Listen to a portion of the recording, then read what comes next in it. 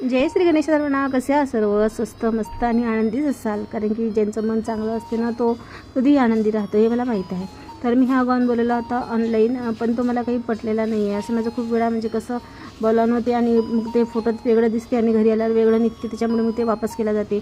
आणि हा कसा फोटो छान दिसला होता, पण आता घरी आल्यावर पाहिलं त्याची जी डिझाईन आहे ती फक्त खडी आहे, ती धुतल्याने निघून जाते आणि तो थोडा आखूड पण होता. मला असे घेरदार गाऊन पाहिजेत. मी अशीच गाऊन ऑनलाईन बोलवत असते, तशी चांगले निघतात. 4-5 वेळा वापस करावं लागतात, पण चौथ्यांदा 5व्यांदा आल्याला चांगला निघते.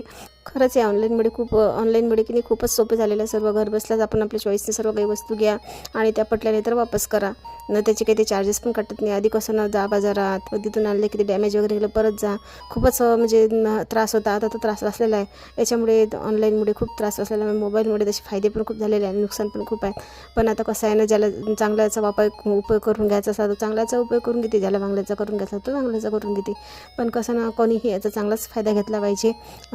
चांगला फायदा कधीच घेऊ नये, कारण की सर्व चांगलं ठेवलंच सर्व चांगलं राहणार आहे आणि जे आपण करू ना तेच आपल्या पुढे येणार आहे. तर मग घरी दुपारी एकटीच असल्यामुळे कामं करून घेतली व चहा करून पिला. मग संध्याकाळी अहोनी आणला होता नाश्ता. नंतर मग संध्याकाळी कारल्याची भाजी व भाकरी केल्या.